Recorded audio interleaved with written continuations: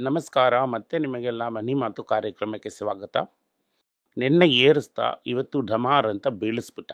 ನಿನ್ನೆ 140 ಪಾಯಿಂಟ್ ಏರಿಸಿದ ಅಂತ ನೀವೆಲ್ಲ ತುಂಬ ಸಂತೋಷವಾಗಿದ್ರಿ. ಇವತ್ತು ಢಮಾರ್ ಅಂತ 240 ಪಾಯಿಂಟ್, ನಾನು ಮಾತಾಡುವಾಗ 240 ಪಾಯಿಂಟು ಬಿದ್ದೋಯ್ತು.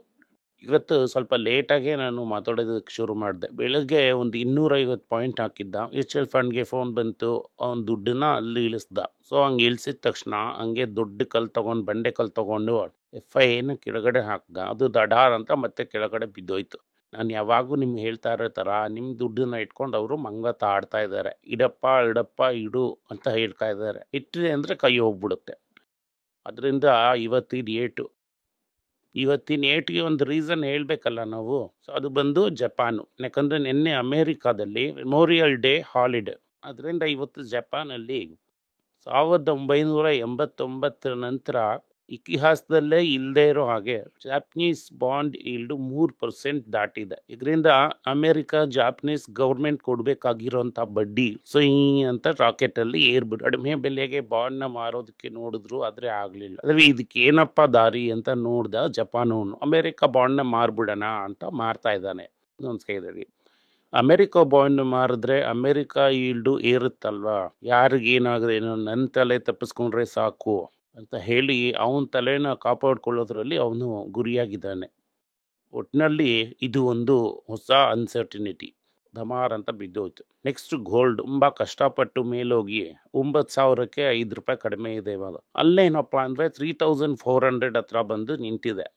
ಆದಷ್ಟು ಬೇಗ 3,400ನ ದಾಟ್ಬಿಡುತ್ತೆ. ಒಂದ್ಸಲ 36ಗೆ ಹೋಗಿ 34ಗೆ ಬಂದಿದೆ. 8,995 ಅಂದರೆ ನೀವು ಒಂದು 3% GST ಹಾಕ್ಕೊಳ್ಳಿ. ಅದರ ಮೇಲೆ ಮೇಕಿಂಗ್ ಚಾರ್ಜಸ್ ಹಾಕಿದ್ರಿ ಅಂದರೆ 10,000 ಹತ್ರ ಬಂದ್ಬಿಡುತ್ತೆ. ಸಂತೋಷವಾಗಿ ಇಟ್ಕೊಳ್ಳಿ. ಸೊ ನಮ್ಮ ಟಾರ್ಗೆಟ್ಗಿಂತ ಮೇಲೆ ಹೋಗ್ತಾ ಇದೆ ಗೋಲ್ಡು. ಅದರಿಂದ ಜಪಾನ್ಗೆ ಜೈ ಅಂತ ನಾವು ಹೇಳ್ಬೋದು. ಇವತ್ತು ಮಾರ್ಕೆಟಲ್ಲಿ ನನಗೆ ಒಂದು ಬೈಯಿಂಗ್ ಆಪರ್ಚುನಿಟಿನ ಜಪಾನು ಉತ್ಪತ್ತಿ ಮಾಡ್ತು. ಅದರಿಂದ ಇವತ್ತು ಏನೆಲ್ಲ ನಡೆಯುತ್ತೆ ಮಾರ್ಕೆಟಲ್ಲಿ ಅನ್ನೋದನ್ನು ನೋಡೋಣ. IDFCನ ಕನ್ಸಿಡರ್ ಮಾಡ್ಬೋದು, ಒಂದು ರೇಂಜಲ್ಲಿದೆ. ಕನ್ಸಿಡರ್ ಮಾಡಿದ್ರಿ ಅಂದರೆ ಒಂದು 10 ವರ್ಷಕ್ಕೆ ಹಾಕ್ಬಿಡಿ. ಈಗೊಂದು ರೂಮರ್ಸ್ ಇದೆ ಏನಂದರೆ ಮುಂದಿನ ತಿಂಗಳು GST ನೀಟು, ಅದರಿಂದ ಸಿಂಟ್ಯಾಕ್ಸ್ನ ಏರಿಸ್ಬೋದು ಅಂತ ಒಂದು ಸುದ್ದಿ ಹಬ್ಸಿರೋದ್ರಲ್ಲಿ ಬೆಳಗ್ಗೆ ITC ಸ್ವಲ್ಪ ವೀಕ್ ಆಗಿತ್ತು. ನೀವೆಲ್ಲ ಹಾಕಿ ತೊಗೊಂಡಿರ್ತೀರ ಅಂತ ನಾನು ಅಂದ್ಕೊಂಡಿದ್ದೆ. ಯಾಕಂದರೆ ಈ ಊದೋದು ಅನ್ನೋದು ನಮಗೆ ಅಭ್ಯಾಸ.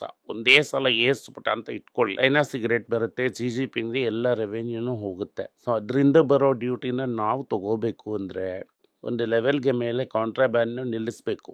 ಕಾಂಟ್ರಾಬ್ಯಾಂಡ್ ನಿಲ್ಲಿಸಿದ್ರೆ ITCನೂ ಹೋಗುತ್ತೆ, ಗೋಲ್ಡನ್ ಟೆರಾಲ್ಕೋ ಕಂಪನಿ ಎಲ್ಲ ಇರುತ್ತೆ. ಈ ತ್ರಿಕೋನ ಸ್ಪರ್ಧೆಯಲ್ಲಿ ಈ ಡಾಮಿನೆಂಟ್ ಪೊಸಿಷನಲ್ಲಿದ್ದಾನೆ ITC. ಅದರಿಂದ ವಾಲ್ಯೂಮ್ ಏರುತ್ತೆ. ಅವರು ಟ್ಯಾಕ್ಸ್ನ ಏರಿಸಿದ್ರೆ ಏನಾಗುತ್ತೆ, ಇಲ್ಲೂ ಸಿಗರೇಟ್ ಬೆಲೆ ಏರುತ್ತೆ. ಮಾರುವಂಥ ಸಿಗರೇಟ್ ಕಡಿಮೆ ಆಗೋ ಥರ ನನಗಂತೂ ಗೊತ್ತಾಗ್ತಾ ಇಲ್ಲ. ಅದರಿಂದ ITCನ ಕನ್ಸಿಡರ್ ಮಾಡೋದಕ್ಕೆ ಇದು ಒಂದು ಒಳ್ಳೆ ಆಪರ್ಚುನಿಟಿ.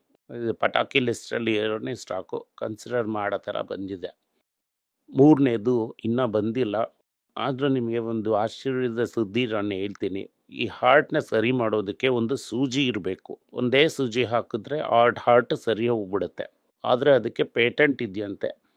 ಅದರಿಂದ ಬೆಲೆ 2 ಲಕ್ಷ ರೂಪಾಯಿ ಒಂದು ಸೂಜಿ. ನಿಮ್ಮಿಂದ 2 ಲಕ್ಷ ರೂಪಾಯಿ ಕೊಡೋಕ್ಕಾಗ್ತಿಲ್ಲ ಅಂದರೆ ಕಷ್ಟಪಡಬೇಡಿ. Interest free equal monthly installment ಸ್ಕೀಮಲ್ಲಿ ನೋಟಿಸ್ ನಿಮಗೆ ಔಷಧಿಗಳನ್ನ ಮಾರೋದಕ್ಕೆ ತಯಾರಾಗಿದೆ. ಒಂದು ಸೂಜಿ ಹಾಕ್ಕೊಂಡು ತಿಂಗಳಿಗೆ 20,000 ಅಂತ ಕೊಟ್ರಿ ಅಂದರೆ ಒಂದು ದುಡ್ಡನ್ನು ತಗೊಂಡು ಓಡೋಗ್ಬಿಡ್ತಾನೆ. ಈ ಥರದ ನಡೆಯುವಂಥ ಒಂದು ಜಾಗದಲ್ಲೇ ನ್ಯಾಟ್ಕೋ ಥರ ಕಂಪನಿಗಳೆಲ್ಲ ಈ ರೀತಿ ಸ್ಟ್ರಾನ್ನ ಏನು ಮಾಡ್ದೆ ಅಂತ ಹೇಳಿದೆ. 60,000 ರೂಪಾಯಿ ಔಷಧಿನ 6,000 ರೂಪಾಯಿ ಕೊಟ್ಟ. ಅದೇ ಥರ ಇದನ್ನು ಯಾರಾದರೂ ಒಬ್ಬ ಹೆಂಗೇನು ಕಾಪಿ ಹೊಡ್ಕೊಡ್ತಾನೆ. ಆದಷ್ಟು ಬೇಗ ಚಿಂತೆ ಮಾಡಬೇಡಿ. 2 ಲಕ್ಷದ ಮಾತ್ರೆ ನಿಮಗೆ 20,000 ಅಂತ ಆಗ್ಬಿಡುತ್ತೆ. ಈಗ ನೋಟಿಸು 25,000 ಅವನನ್ನೇ ಬಿಡಬೇಡ ಅಂತ ಹೇಳ್ತಾನೆ.